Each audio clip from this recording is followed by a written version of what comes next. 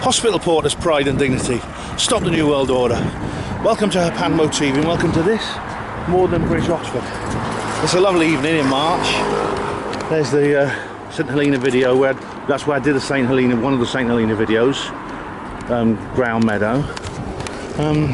It's not terribly warm, but it's still very, very nice, which is just as well because what I'm about to do this evening is very weather dependent, and the organiser insisted on it.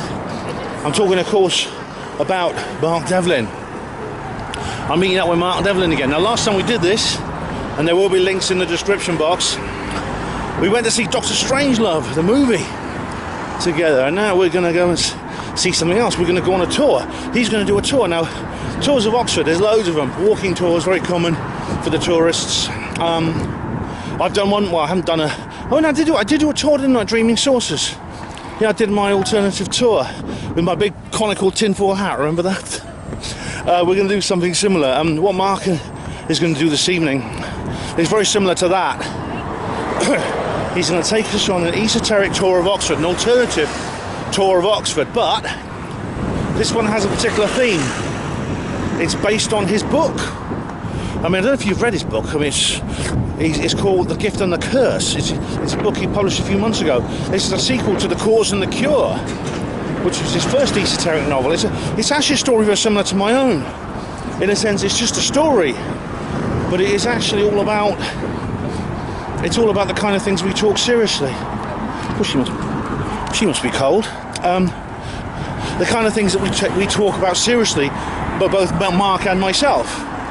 So that's where I'm going to go now. I'm going to meet up with Mark. I think there's 11 people coming. I've invited another one to come along, so hopefully there'll be 12 people. I'm actually the co-host of this particular event, so I'm not just watching. I'm going to be actually putting in my own input into this particular event, and I'm very, very much looking forward to it. So we're going to head up the High Street, meet up with Mark and get going. By one of these tourist boards, Queen's Lane, which is up there, and there's some old pictures of basically what you're seeing now. It hasn't changed that much, has it? Apart from the horses and carts. And there's some old pictures of the college. This is the book I'm talking about, of course, The Gift and the Curse, by Mark Devlin. There's a picture of it's quite a dramatic cover image, actually. You see the snake wrapped around the Radcliffe Camera. Look at the crow there. I don't know if Rhiannon's watching. And there's a plane there. Yeah. Look at that there. There's the... Oh, look, it's flying the... Look at it closely. I didn't notice that before. It's actually, you can't see, I don't know if you can see it on camera, it's actually flying the gender study professor's apron. Yeah, it's not the Union Jack, the EU flag. How about that? Yes. So, yeah, we're sort of like... I'm taking my time. Look, I'm glad to say I'm not have to rush this time. I've actually left a lot of time before I'm supposed to meet everyone. So I take a stroll, just take a gentle stroll up through town. So that's good. Okay, well, this is where we're all meeting up here at the Oxford Hotel. This establishment has gone under various different names over the years. I used to come in here a lot, actually, when I was a hospital porter, because this was a place we often used to hang out. That famous incident where I, that don't tell them we're porters, Ben. That incident I talk about him in my St Theo's videos. That took place in here. That's called the Oxford. It's had about 4 different names in the last decade. That's the thing, they keep changing pubs' names. I don't know if you noticed that, but you can just get used to one thing. Every time I come into town, everything's got a new name. Some shops that were there last time I came were gone, and they put up some new ones. So I think that is kind of what it's like to live in this world, this new world order. I think it's about nothing remains the same. Constant change. I think that may even be in the Silent Weapons for a Quiet War. Continuous change. Yeah, they're always keeping us on our toes. Never certain of anything. Never knowing what the right word is to say. Never knowing what street to go down. Never knowing what place to go into. Never knowing what procedures to carry out. It's designed to confuse. It's all about confusion and to confuse, and very often we just go catatonic when we're confused. So I'm just going to wait for the others now. We're supposed to be meeting here at 6, which is about a quarter of an hour away. Mark is here. Be right there. Yeah. Mark is here. Hey Mark, how you doing? Hello mate. All right. Do you want to be out framed? Yeah, all right. He does. Okay, no, what are we going to do today? Well, today is the first, possibly the only, but definitely the first, walking tour of Oxford, taking in aspects of my stories, the cause and the cure and the gift and the curse. We're going to be visiting many of the locations that figure in the stories, and Ben, who is a fountain of knowledge about Oxford himself, is going to be filling people in on other aspects of the city's history. That's brilliant. Yeah, we're looking forward to this. Should be fun. It's a lovely evening. I mean, the weather's turned out nice in the end. We picked a good day, didn't we? Yeah, it's not warm, but it's still it's sunny and it's fresh. It's nice. As good as it gets this time of year. Exactly. Yeah. No pilots out today. That's right. Chemtrail free sky. You often see that. Yeah, so I'm looking forward to this. Do we really land a rocket on there? Yeah, the photos look like they've been taken in a studio. Strangely enough. Yeah, with pipe cleaners and tinfoil. Yeah, that's right. You remember the Apollo? If you've seen the Apollo detectives videos, you'll know exactly what I mean. So yeah. But anyway, there is the moon. It's visible. But go ask Marcus Allen. Yeah, he knows these things. Yeah, he does. So yeah, it's a fine, bright, sunny evening. Great stuff. He's signing my book, which is really nice. Thanks very much, Mark. Cheers. If you want to gather round, possibly not the best place to start a tour next to a noisy bus station. As you can probably tell, it's the first one of these I've done, so we're kind of finding our way with this one. Anything could happen, but welcome to the walking tour. This is the first one of its kind, and we're going to be taking in various locations which feature in my two novels, The Cause and the Cure and The Gift and the Curse. I've got Ben with me, Ben Embley-Jones, who is my co-host. He knows a lot about Oxford history, so whereas I'm mainly going to be talking about things that happen in the stories, Ben will be able to fill you in with stuff regarding Oxford's history generally. So I grew up in this area. I never actually lived in Oxford, way too expensive for me, but this is where I used to come in for thrill seeking and my early days of DJing. So I know a fair bit about Oxford, at least how it used to look in the 80s and 90s, which is very different to how it looks today. So I've no idea how long this tour is going to take because I've never done it before, but I would guess it's going to be around 75 to 90 minutes. Hope you've all got your walking boots on because there's a fair bit of it, but it saves a session at the gym because we can get fit as we go, right? So we are at Gloucester Green bus station. I have made a few notes because I do memorise most of my talks, but I can't memorise everything about Oxford.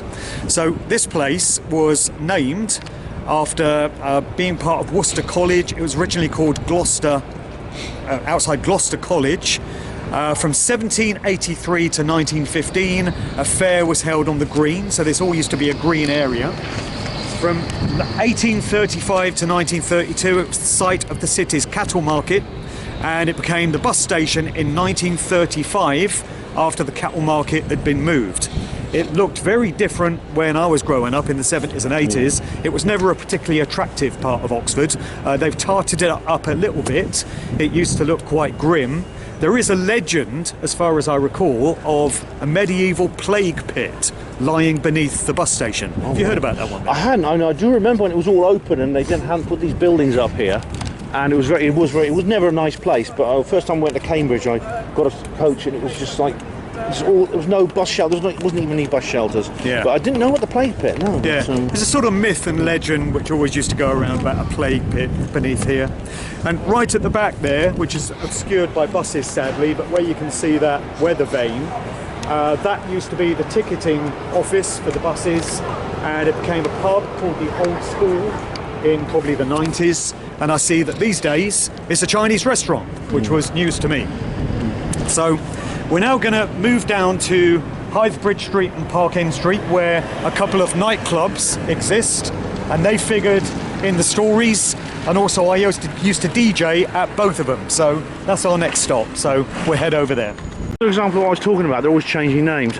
This pub's called the Oxford Retreat. It's actually a very old pub, it's many centuries old, and it used to be called the Nag's Head. And the thing is, it was called the Nag's Head for over 400 years. And then they started changing names. Then they started changing its name all the time. This is another example of what I'm talking about. This pub's like really, really old, but it was called the Nag's Head for about 400 years. Yeah. And then suddenly they changed it into something else, and since then it's had about 3 different names. Typical, isn't it? That's the general way. Is everyone with us? Sorry. Just a quick stop here to mention the Bridge nightclub, which you could just about see there. The building with the colourful lettering. That has been on the bridge since 2001, which is amazing, really. Over 20 years with the same name. Yeah. So I started DJing there myself in 2001. And has everyone read The Gift and the Curse, apart from Steve? You listened to that? Listen to it? Is that the first one or The second one? No, I haven't. Oh, you haven't? Oh, right, okay. sorry, no. Well, in the second story, the character Drew Hunter, is a DJ, and we find him spinning in that club on Bonfire Night of 2001. And he sees on the dance floor Amy Hardwick, interesting character, had fun creating her, and also Molly Lowe on the dance floor. And then later on, that evening takes on a rather dramatic turn, as anyone who's read the story will know. But Drew is DJing in that club, and his experiences are based very much on my own. So I put many aspects of my own character as a DJ into Drew Hunter, even though he's a black guy. But other than that, yeah, plenty of what he goes through, I went through myself. So I DJ'd there from 2001 till about 2013, I think. At a monthly residency. So right now we're just going to walk across the waterway here to Parkin Street, and we're going to have a look at another club. Now you'll find it has actually a very simple name.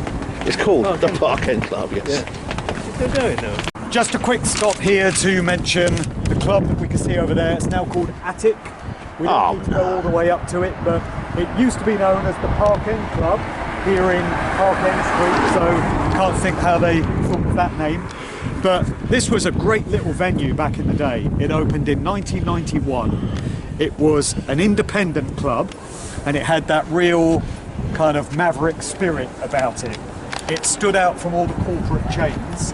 It took a lot of risks musically. It booked many big DJs, big names back in the day, and it's the place that I used to go and party.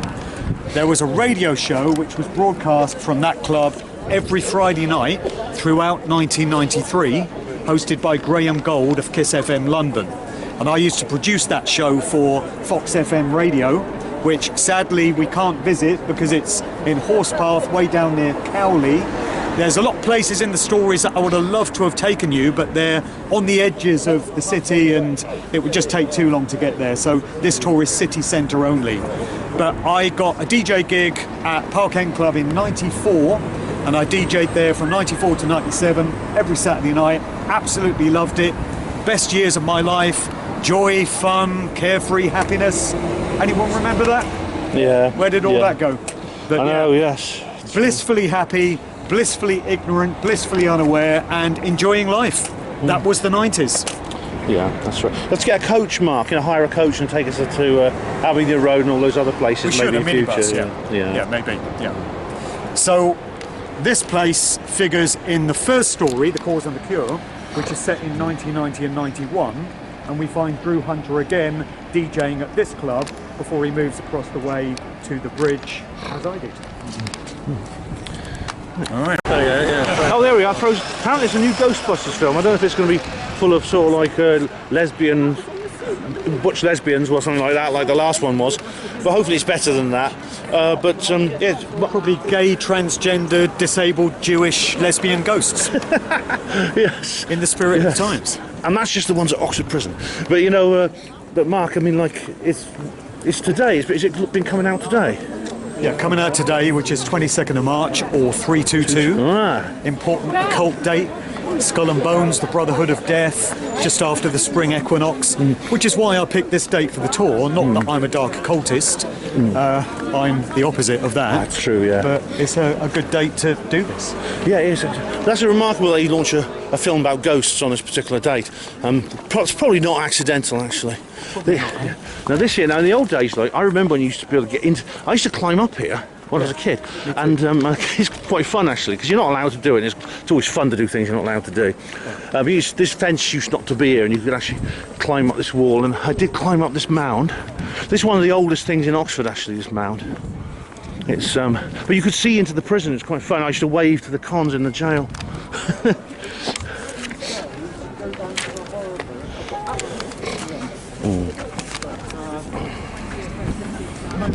Right, folks. This is the former site of Oxford Prison, which doesn't actually figure in the stories, but I thought it would be an interesting place to stop anyway. Few notes I've made. The original wooden Mott and Bailey castle was replaced in stone in the late 12th or early 13th century. In the 14th century, the military value of Oxford Castle, which lies beyond the mound here, diminished, and the site became used as a prison. A new prison complex was built on the site from 1785 onwards, expanded 1876, became HM Prison Oxford, and the prison closed in 1996 and has been redeveloped as a tourist attraction. As we'll see, there's shops and restaurants and bars and such over the other side.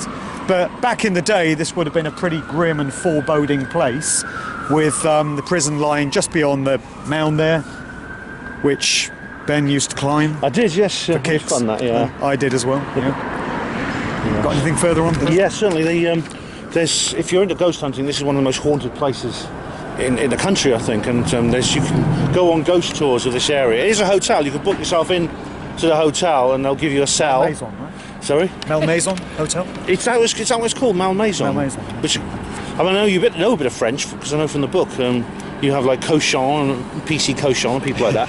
But it means bad house. Well, Malmaison means bad house. It's bad house, yeah. For some reason they call the hotel bad house. But you go on ghost tours. There was actually there's been murders here. There's been executions. There's been massacres here. Inside this mound, there's actually a tunnel that goes down, and there's like the keep of the old castle is still there. It's actually one of the oldest places in Oxford, but it's very small. In fact, they wouldn't let me go in there because they said I was too big. I might get stuck down there. Oh. So it's really. So I think if you're a little kid, you could probably get in there. But if you get too big like me, you can't go in, unfortunately. But there's like a. And you would want to get out again. Yeah, I could get in. They'd have to dig me out or something. I'm normally stuck in there. There's literally there was some people locked in a room during the Civil War, and there was 30 of them in one room, and they were basically starved to death in that one room. And if you go in there now, you'll hear people have reported hearing noises. They see apparitions, all kinds of things like that. It's really spooky. Yeah, cool. Not the happiest of cities, really, is it? No, it's got its dark side, definitely. Not back in the day, anyway. Yeah. And that goes on to this day, of course, as you know, if you read Mark's books are based on reality, you know, and as are my tours and my various research I've done into this city, definitely. Well, these days it's a 15-minute. I personally think it's not a coincidence they chose Oxford to be the 15-minute city. It's because this is the world's principal training centre for the Illuminati.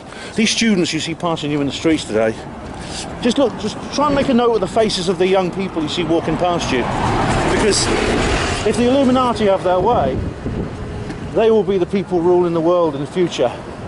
The future so-called elites. Yeah, if they get away with it.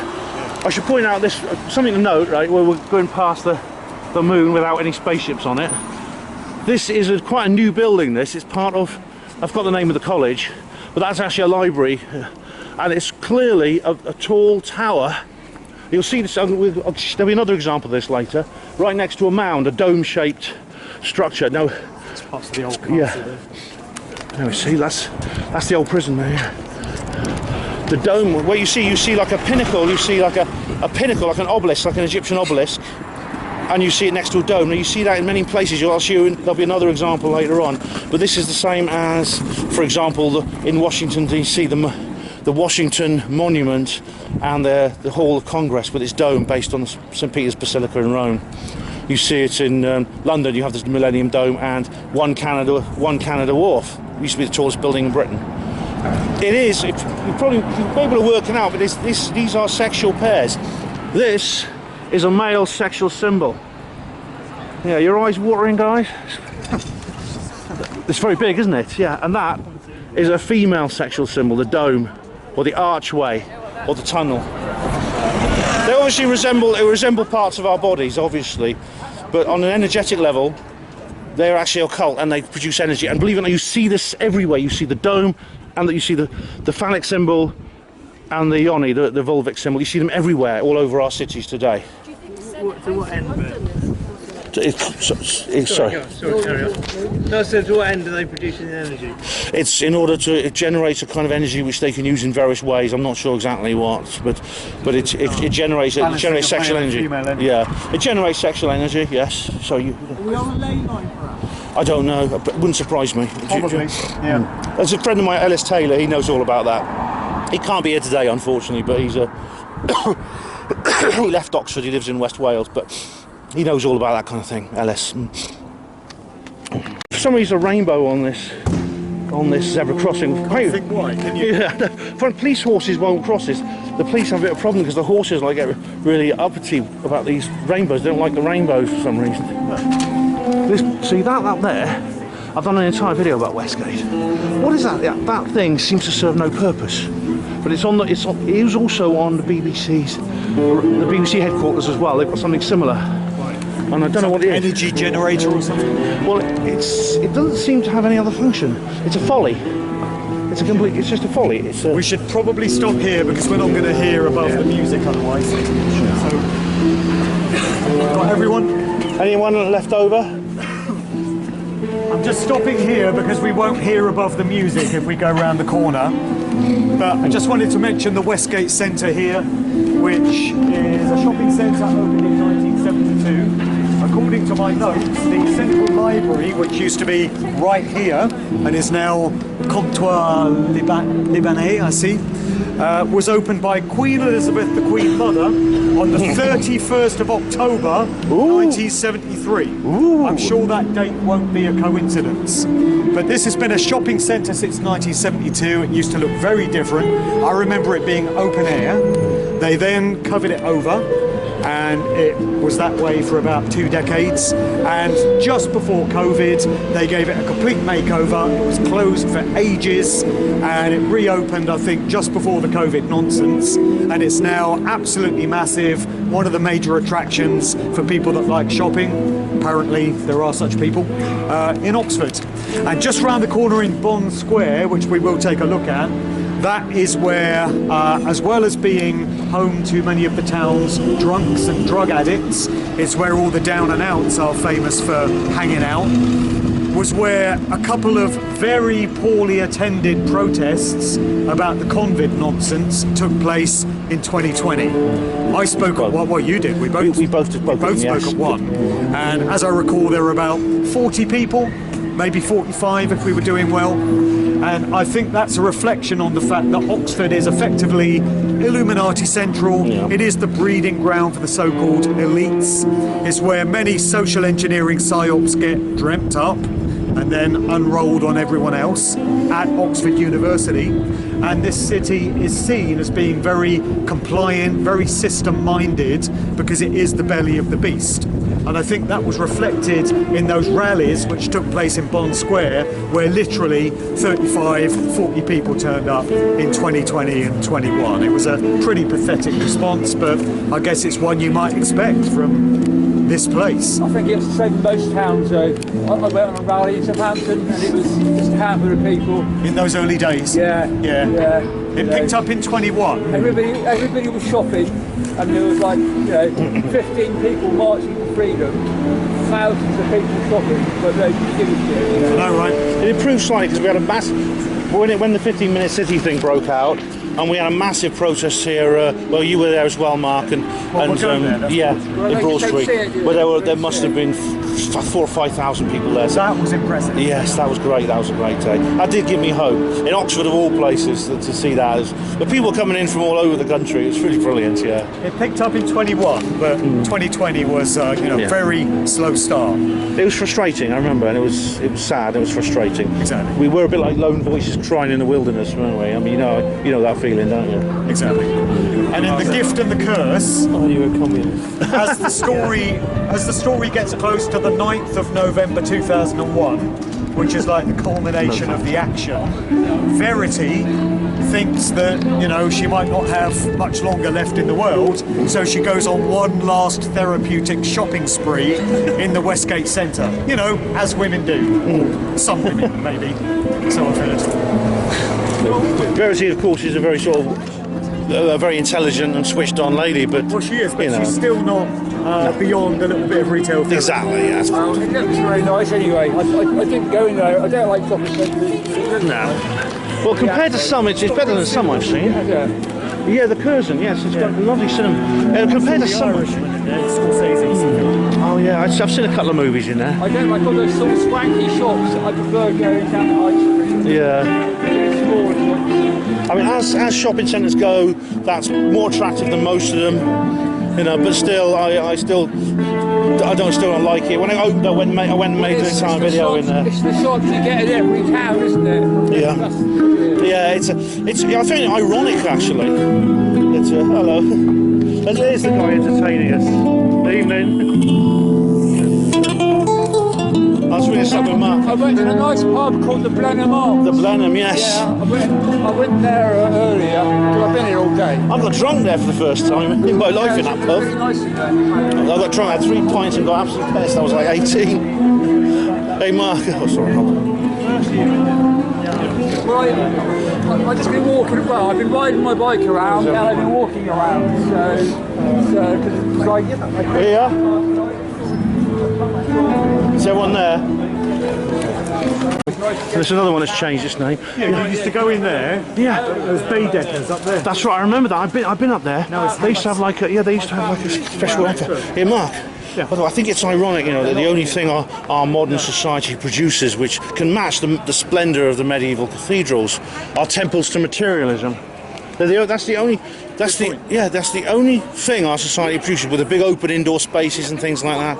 You know, it's shopping, things, things, and basically hedonism and sort of nihilism. Really, yeah. For anyone that's read The Cause and the Cure, let's just call him the perpetrator, because there's somebody here that's not read the book, so I'm not going to reveal who the perpetrator is, but the perpetrator gets pursued along here by the assailant, who's this mind-controlled sort of super soldier assassin who's trying to kill him. And so he runs along here, and the assailant gets knocked down by a bus because he's not paying attention to what's going on. And in the story, the bus knocks him down right about here. I think just outside Marks and Spencer's is probably where it happens. And then the perpetrator makes his escape along the end of Queen Street here and ends up at Carfax Tower. And just a few notes about Queen Street where we are. In the 13th century, this was known as the Bailey, due to its proximity to the castle where we just were. Cattle were slaughtered and the meat sold here. The street later became known as Butcher Row, so don't go down too great with vegetarians such as myself. The slaughtering of animals in the street was outlawed by the Oxford Mileways Act of 1771, and the butchers moved to the covered market just down in the high street there. The street was then named Queen Street after Queen Charlotte, the wife of King George III, who visited Oxford in 1785. So that's Queen Street. This is Carfax Tower, and the view that you see on the cover of The Cause and the Cure of Oxford High Street down there was taken from the very top of that tower. So I took this photo myself. It's been touched up for the cover image, but I took that picture from where you can see the ramparts right at the very top of the tower. So Carfax is taken from the Latin quadrifurcus, or the French carrefour, both of which mean crossroads, because we're at a major crossroads of some of the significant streets in Oxford here. In the story, The Cause and the Cure, the perpetrator escapes and he's trying to get away from the police, who by this point are on his tail. So he goes into the entrance to the tower and he panics, doesn't know where to go, realises if he goes up the tower they'll catch him, and he manages to discover a trapdoor which leads to a tunnel, and it runs all the way underground along a section of the high street here, which will go down, and it ends up at the Mitre Inn pub, which is just down there to the left. According to Oxford myth and legend and tradition, there is actually a real underground tunnel which runs that very route.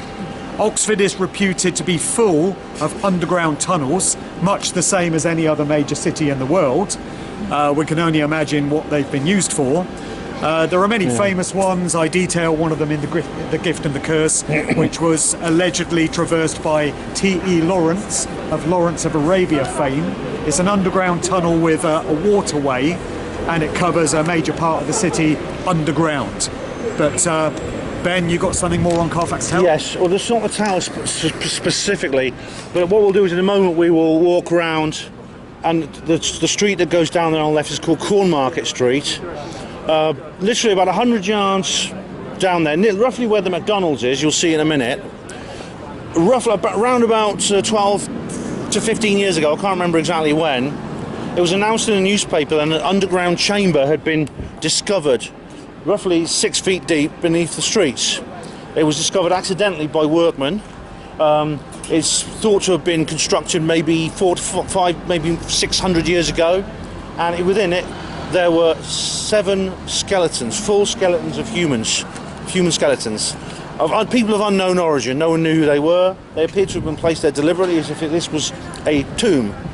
Of course, by then I was running the Herpanmo blog, and I was very interested in things like this.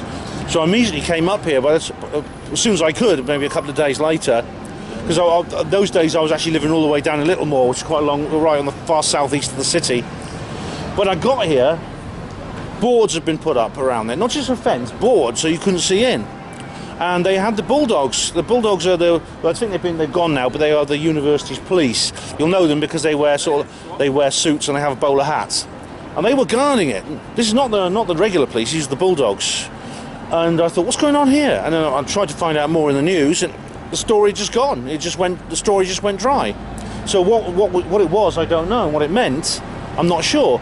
But I mean, it could be connected. That was a very real thing, and it could be connected to tunnels that are allegedly under the city. And indeed, Mark mentioned some of them. There's lots of rumours. Philip Pullman actually is an interesting author to read. I mean, he writes his stories are fantasy stories set in alternative universes, but he clearly knows an awful lot about the secrets in Oxford, and a lot of his work is set around Oxford. So yeah, I think there's some reality behind it, and that's one point where the secrets broke the surface briefly before being dragged down again into obscurity.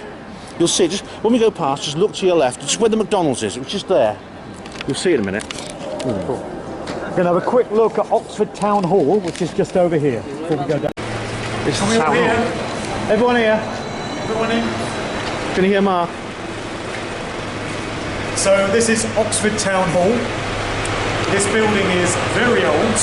There was a house here as far back as 1292, replaced by a new building in the Italian style by the architect Isaac Ware in 1752, and that was demolished in 1893 when this building was opened in 1897. I used to come to record fairs here for many, many years on a Saturday afternoon. You used to be able to come to record fairs and dig through crates of vinyl. So in the story, Verity's cousin Drew comes to record fairs here. But by the time we get to The Gift and the Curse in 2001, there's an emergency general meeting which has been held by Oxford's Lord Mayor in the wake of the attacks in America on September 11th. So the people of Oxford have been traumatised by the news of those events, as everyone around the world was, and the Mayor and the Bishop of Oxford call this meeting. The people of Oxford flock into this place and they get delivered a bunch of platitudes and reassurances, and spoiler alert for anyone who hasn't read the story, but it turns out that the Lord Mayor and the Bishop of Oxford are actually the architects of a terrorist plot which is due to take place in Oxford in the wake of the events of 9/11. So they are the bad guys masquerading as those who are on the side of the people and just trying to help them and offer them reassurances. And I feel that serves as a kind of metaphor for what goes on in society generally. So that's why it was in the story. I don't know if this place is open now. I'll look and try and get in there. Floor for some reason. Yeah. Don't know why. Maybe there is. I'll have to check next time. It's a shame Edmund Griffiths is not here, because he's a historian. He knows a lot about this place, and he regularly comes here. No pun intended. Yeah. Is that why all the pop stars are with black and white chick? I was always too more mind too much into it. Well, many of them do, yeah. Up there, but this was it's another thing that's changed its name. It's now an Italian place. Right. I was just checking this was the Mitre Inn because it's another of those venues that's changed its name.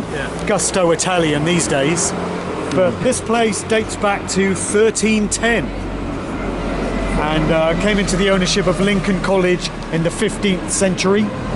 It was an important coaching inn, and in 1671 there were several coaches running between London in that direction and the Mitre Inn 3 days a week. This place figures in the Cause and the Cure because it's where the perpetrator escapes into the tunnel at Carfax Tower, goes underground following the route to the High Street, and he emerges, in my story, in my imagination, in the cellars of this pub. So I just imagined a trapdoor where the tunnel would emerge, and he came out of there and managed to escape into the covered market. He's got police looking for him everywhere, but he was able to evade capture because they were all expecting him to emerge somewhere up there, but weren't aware of the presence of the tunnel, which delivered him here into the cellar of the pub. So then he escapes into the covered market and eventually gets away. So again, I won't give away the identity of the perpetrator, but many of you will know who it is. And this is where he ended up. So, anything to add, Ben? Yeah, the tunnels. Interestingly, on the subject of tunnels, there's another pub called the Jolly Farmers. It's actually in St Ebbs. It's actually a gay pub now. St Ebbs is a kind of mini gay village, actually, but just not very close to the shopping centre. And there is definitely, and I mean, well, I know this because several people have told me, and indeed the bar staff confirmed this. The Jolly Farmers is actually, I think it's also from the 13th century. It's not always been a gay pub since the 13th century, I should add. But there is a tunnel in the beer cellar. Well, they wouldn't show it to me, but there is a tunnel, and no one knows where it goes. But it leads across the street to somewhere. It's considered dangerous to go into it, so no one goes into it. But that's another example of one of the strange. There are odd catacombs that that exist under this city. Yeah. Who knows how many? Yeah. I checked. I made sure that everyone was gone down the right. Everyone? Yeah. Okay, so this is the Radcliffe Camera, which is the culmination of the narrative of The Gift and the Curse. It's all about this building. So anyone that's read the story will know that there is a plot to have Oxford's own version of 9/11. So the story takes place in 2001, and the British version of the event is due to take place on the 9th of November. That feels very portentous, doesn't it? Just as I start to discuss dastardly plots. So it's the 9th of November, which is 9/11 in the British date format, and the Order, which is Oxford's secret society network. Where did I get that idea from? Plans to blow up this building, which stands as an icon for Oxford and particularly the university. It's a very key historic building for this city. Blame it on Muslim terrorists, don't you know, and use it to justify plunging Oxford into a nightmare dystopian lockdown and taking away everyone's rights and freedoms, all in the name of keeping them safe from dastardly terrorists. Can't think where I got that idea from either, but it's all about this place. And the heroes of the story, the group, the 6 people that have to put this plot down, discover that the plan is to blow it up from underground. They discover that there are tunnel networks which go underneath the Radcliffe Camera, and explosives have been planted in there so that the explosion comes from underground. Meanwhile, there are patsies who are going to be stitched up for the event. So they've mind-controlled these 2 young Asian men to be seen entering the building with rucksacks, a bit like this one, and it's assumed that they've caused the explosion. This was an aspect of the narrative of 7/7, the event in London in 2005, and according to many researchers, the explosives in that event, which blew up the tube trains, came from underneath the train tracks. The young lads with the rucksacks were the decoys, so that everyone would think that they had caused the explosions which they had in their backpacks. Not the case. So that's what I've got in my story. And there are a couple of the characters who have to go into this horrible underground tunnel where the explosives have been placed and you know, negate the threat. So it all culminates here. It's called the Radcliffe Camera after John Radcliffe, a physician who left £40,000 upon his death in 1714. This was a library and a reading room for the Bodleian Library, which is very close. It's not open to the public now, but it was originally used for that purpose. John Radcliffe also named a hospital, or had a hospital named after him. It's the principal hospital in Oxford. In The Gift and the Curse, that's where one of the unfortunate key characters ends up. I believe Ben used to work there. Yeah, I was a porter there for 23 years. Yep. So John Radcliffe, very important character in Oxford's history. And the Radcliffe Camera, arguably the most iconic building in Oxford. Yeah. And you may notice that it is dome-shaped. And this takes us back to what I was talking about earlier about sexual pairs. And right opposite is this. This is St Mary's Tower. And, well, I don't know, they win. Yeah. Am I going to get pregnant standing here? Well, this is what you got to wonder, because this is essentially like a bonding of the male and the female, as you see, in the form of architectural symbolism. And again, this is something once you realise that, you'll see other examples all over the world of this kind of architecture. And I mean, a city it's a good example of a city that Mark and I recently visited, Las Vegas, USA. I went to a conference held inside a giant black pyramid. I'm not kidding you. The Luxor complex, yeah. DJ'd inside it, yeah. Oh right, yeah. And there are lots of other examples. If you go, It's called the Ra, isn't it? I don't know. It's the Luxor it's complex. Ra nightclub in Luxor Hotel. Right, yeah, because it's got all the Egyptian stuff inside it. All fake, completely fake. There's like fake Roman things, and there's fake classical and fake Parisian. But there's such a lot of like Masonic symbols in the architecture. If you ever get to go to Las Vegas, I didn't like the place. I went to a very interesting conference, but the place itself had a very dark energy, and I was quite pleased to get out of it. But the conference was excellent. But if you go there, it's very interesting to visit if you get a chance just to see that. It's very interesting. So yeah, male and female brought together, bonded. This is a much older building, but it's like you can see why they made this dome shape, can't you? And this was like a phallic symbol. Max Zeal, no name goes wasted in these stories. Every name means something. Possibly inspired by a certain speaker and researcher on the scene. You can figure that out for yourselves. But he makes the observation that this bears some similarity to the Capitol building in Washington, D.C. And Capitol is taken from the original word for skull, meaning skull, place of the skull. And he points out that them blowing the top off this building, which is what they intend to do, is symbolic of them blowing the top off the collective heads of Oxford's general populace by completely destroying their consciousness and completely traumatising them with this event, which in the event gets stalled. It doesn't occur, but that's the intention of the protagonists who seek to carry it out. Yeah. Next stop, Broad Street. Right. This is Exeter College. This was actually along here. Is it that side or that side? I can't remember. But anyway, this is the college, the Jordan College, and the Philip Pullman stories was based on. Pullman himself actually attended, and he used to do exactly like his character Lyra Balakwa used to climb out on the roof, usually when he was drunk. Climb and sit on the roof. Luckily, he didn't fall and break his neck. Otherwise, we wouldn't have all those. We wouldn't have had all those lovely books. But there you go.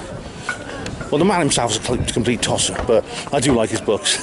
Did you know there's an Anthony Gormley statue on top of it? Yes. You knew about it. Yes, it's like is it a Silver Surfer sort of thing? No. Yeah, it's a silver man up there. You can't see it from this angle, but there is an Anthony Gormley up there. Yeah. A silver humanoid figure perched on the corner of this particular building here. This is Broad Street. They've totally reorganised this, of course. That along there, well, I'll see where Mark wants to go. But that along there, there's the Oxford Martins School along there. Sorry, mate. Yeah, no, sorry. I'm getting you. Sorry, I'm keeping out of frame. That's the Oxford Martins School where the geoengineering programme is. Yeah. Just a quick stop here because in The Gift and the Curse we have the three villains So the Lord Mayor, the Bishop of Oxford, and this professor who is a Tavistock mind control expert. And they're the ones that have cooked up this plot to blow up the Radcliffe Camera. And they've got a vantage point from which they hope to see the glory of their exercise. They're expecting the building to be blown up, and in the story I've got them housed in one of these buildings up here. I had a look earlier and I don't think you can actually see the Radcliffe Camera from the top of that building, but never let that get in the way of a good story, right? So they're like Lee Harvey Oswald sort of holed up in the book depository, you know, looking over Dealey Plaza in the Kennedy assassination, fully expecting to see their plot come to fruition. Also in Broad Street, just over here, that is the site of the Freedom Rally, the protest event, which took place in February last year. So I spoke at that one alongside many others, and this was in opposition to the plans for Oxford to become a so-called 15-minute city. So as you probably know, this place is being used as the blueprint for what they wish to roll out everywhere else, if it's allowed. And again, the reason they would have chosen Oxford for this is because it's, generally speaking, got a very system-minded, compliant mindset, being Illuminati central, and they just felt that they'd be able to pull it off much easier in this city than many others. Oxford's long had a notorious traffic problem, so they've used that to their advantage in trying to sell the idea of the 15-minute city. One of the reasons why the traffic problem's always been so bad is because pretty much all the buildings in the city centre are listed buildings, and they can't be touched or dismantled or destroyed in any way. So no new roads can be built. As a result, there's been traffic chaos. I hear that the council have now scrapped plans for 15-minute cities in that name, but they still propose to go away with the plans just to call it something else. So it's a bit like taking the poll tax as they did and rechristening it council tax and hoping nobody will notice that it's the exact same damn thing. So we haven't quite put this one down yet, but as we mentioned earlier, I was very encouraged by the large numbers that were here in February 23, because this whole area was filled with people who'd come to hear the speakers and listen to what was being proposed. It was magnificent, it really was. It was a great day. Yeah. And then there was a march from here all the way along Cowley Road, which was back down the High Street and back towards East Oxford, and quite a few numbers took part in that. It's like a mini version of what was happening in London in 2021. Over here somewhere, I'm not sure exactly where, but it's the Martyrs Cross, and just up the end of Broad Street there, I believe. It's just over here, and it's just a little patch on the ground. Can't see much. It's just some bricks. There's a little square on the ground. Little square on the ground, yeah. Yeah. So this is where the 3 Oxford Martyrs were burnt at the stake in 1555 and 1556. Particularly horrific and grisly part of Oxford history. It was Church of England bishops Hugh Latimer, Nicholas Ridley and Thomas Cranmer, the Archbishop of Canterbury. And they were burnt at the stake for denying the real presence of Christ in the Eucharist. These days you just get deplatformed from YouTube, but back then it was a little bit more serious. So I think we could probably find the spot where that's said to have taken place, and then the full memorial to it, to those events, is on St Giles, which we're headed towards just that way. Let's add that you see, if you look over in this direction, you'll see a building with lots of lights right at the end here. This is the old Indian Institute building. It's now the home of the Oxford Martin School, where, believe it or not, you can do a course on geoengineering. Wow. And if you are particularly, so we say, enthusiastic student, you may be approached by somebody in a dark suit to say if you want to maybe join something a little bit more private. Like there was Balliol College, where all kinds of famous people have gone to Balliol, like Boris Johnson. Lots of pig shagging in there. Sorry, that was very uncouth of me. There it is, that's where these bishops got burnt. Yeah. You'll see the memorial in a minute, but yeah. Anyone who's energy sensitive, I can imagine, you know, the energy in this area is not the most pleasant. Yeah. They did it actually in the early morning, just before dawn, and so it was kind of like a bit. It would have been very, very bright and glowing as it filled the whole street with the with light and smoke and the scent of burning flesh. It would have been horrible. But it was they trying to get as many people along as possible. It was just sort of literally just before dawn. They're recreating it soon with Matt Hancock, Chris Whitty and Boris Johnson. Oh, if only, yeah. If only. Only in Minecraft, ladies and gentlemen. Don't ban me. We're gonna. I mean, I actually put this in my last video, but here is the Randolph Hotel. This is where all the posh knobs stay when they come here. Bill and Hillary Clinton. They have like the biggest suite in here, and you'll see in a minute. This is the most exclusive hotel in the city. But Inspector Morse can afford to go in here. Absolutely, that surprises me. There's the Ashmolean over there. There's all the posh folk. Yeah, oh, that's. I don't know how much it costs to get a meal in there. Quite a lot, I think. Sorry, I've just. Here we go. Well, I'll try not to get it. Hotel, arguably the most exclusive hotel venue in Oxford. This one features in The Cause and the Cure, where there's a ball on the night of 30th of April going into the 1st of May, which is a date of great occult significance, being May Day or Beltane in various pagan traditions. So May Pierce, who's a detective constable with Thames Valley Police, is in attendance at this ball at the behest of her superiors. She notices a few funny handshakes going on, notices a few interesting rings on the fingers of certain elite members of Oxford society, and begins to question some of these things on her taxi ride away from here. And then the 30th of April morphs into the morning of the 1st of May, which has always been celebrated in Oxford tradition, mainly taking place at Magdalen Bridge, which is somewhere over in that general direction, where many of the students leap off the bridge on the morning of 1st of May into the River Cherwell, many of them injuring themselves considerably in the process. None of them seem to know really why they do it, except that it's part of Oxford tradition and it's been done for hundreds of years. But this aspect of the story begins in the Randolph Hotel. If you look through the front doors there, I had a look earlier, you notice some interesting black and white checkerboard flooring. I'm sure it's completely innocent and there's nothing to it. I used to drop a lot of people off here when I did a driving job. So I was a private hire driver in Oxford for a few years up to Convid, which put paid to all of that. But I used to drop off a lot of wealthy, posh folk at this place who would be going to dine or attending one of these ball events.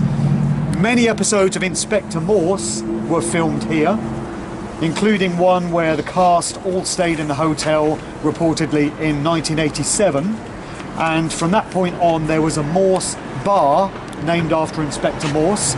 You'll also find Alice's, which we passed along the side of the street there, named after the stories of Lewis Carroll.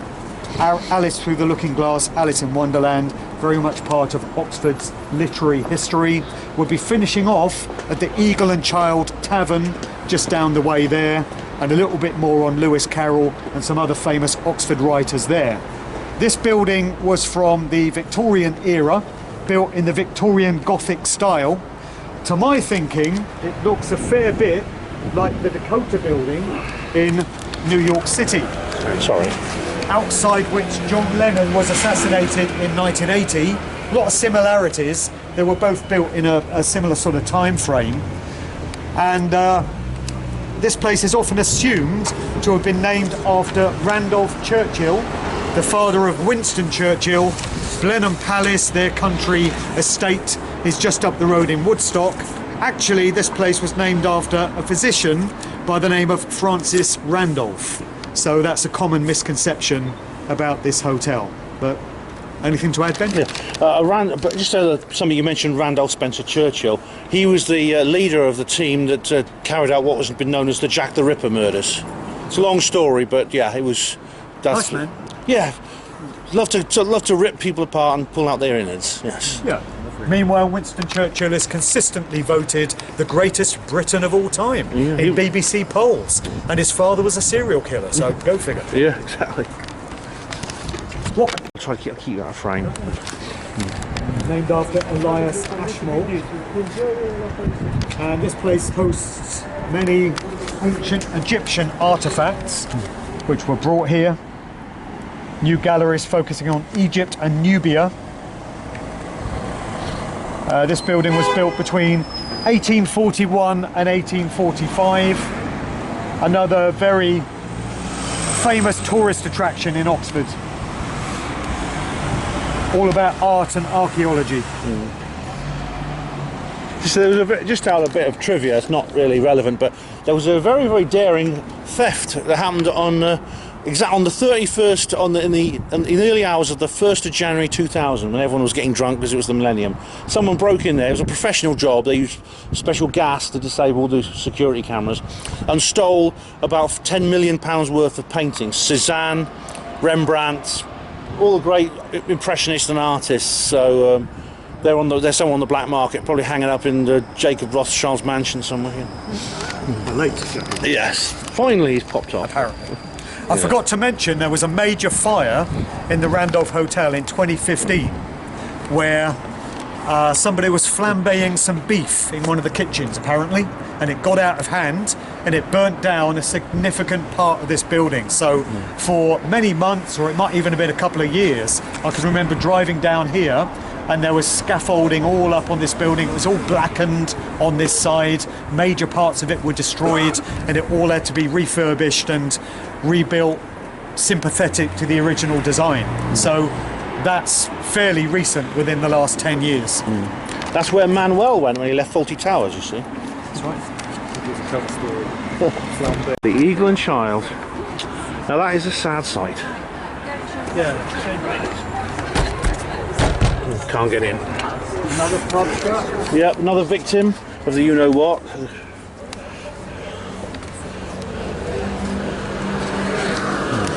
Right folks, can you all hear? So, final stop, the Eagle and Child Tavern, very famous pub in Oxford's history. In The Cause and the Cure, we find C.C. Nomas, what's in a name, who's the Chief Superintendent of Thames Valley Police CID, getting into an argument with the traffic warden who's tried to slap a ticket on his car, which he's parked over there somewhere, and he pins the traffic warden against a tree, which I think is probably that one. I think I'd like it to be that one. And reminds him of his status in the community. So he's a very arrogant man, and it turns out that he's the head of the Order, which is this secret society which sits atop of organised society in Oxford. It's a thinly veiled metaphor for the Freemasons, of course. Then Nomas goes into the Eagle and Child, where he meets his underling, Neil Lowe, as in, you know, Neil Lowe, because he's a subservient man, and he finds him in the snug to the left, which would be right through that window there. And he proceeds to give Neil Lowe his orders. This place is very well known in Oxford history because it used to be the meeting place of a group of writers that were known as the Inklings. And among them are some very famous names, including J.R.R. Tolkien, C.S. Lewis, and Hugo Dyson, who were all... Watch out. Sorry. Who were all more or less contemporaries. And in an earlier era, there was Lewis Carroll, who, it is alleged, had rather unsavoury attractions to very young girls. Real name Reverend Charles Dodgson, and creator, of course, of the Alice stories, which reportedly he wrote while under the influence of opium, hence the sort of hallucinogenic, otherworldly nature of those stories. They've been identified as major triggers in MK Ultra-style mind control programming. You often find the Alice stories used for those nefarious purposes. So this inn, with all its history, has lain closed since, I guess, the 23rd of March 2020, which is tomorrow, the 4th anniversary of when Boris Johnson popped up on our TV screens and announced that Britain was getting plunged into lockdown. Hate that word. But yes, tomorrow is when it all started, because they often pull off stunts of this nature around this time of the year, the spring equinox. They like to harness the energies that are around at this time of year and steer them off for various nefarious purposes. It's the start of the astrological year when everything moves into Aries. And so these are occultists after all, and they do tend to observe these things. So this place has remained closed for 4 years tomorrow, which is pretty tragic, but I do hear that it's undergoing refurbishment, sympathetic to its original design, and it is due to reopen in due course, which at least is some good news. Thank goodness for that. Yeah, that's good. Exactly. So this is the last stop. I would have loved to have taken you to 216B Abingdon Road, which is where Verity lives. 216 is a number which figures majorly in the cause and the cure, also being the date of the spring equinox, 21/6, 21st of June. Lots of numerology and symbology in that story. Would have loved to have taken you to Cowley Flyover, which is where the gift and the curse finishes off, to Drew Hunter's flat in Barton. That would have been a good place to visit.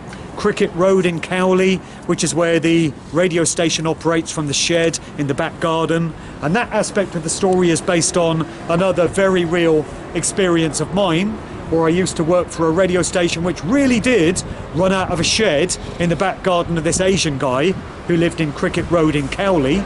And also Fox FM, the former site of, which is in Horsepath Industrial Estate. Would have loved to have taken you there, but all these places are in the far outlying areas of Oxford. Just wanted to keep this tour to the city centre. So we've seen the main sites, which are very real, as you can see, where those aspects of the stories took place. So it's the first tour of its kind that I've done. It's been a great experience. Thanks to everyone for coming along. Do you want to add anything to this, Ben? No, I can't really add any more to that except to say appreciate you coming along, everyone. It's been really, really good. I've really enjoyed this. I think it's been a good success, Mark. It really has. Maybe we should do more. Definitely. And thank you very much for organising this and bringing us all along. Thank you. No worries.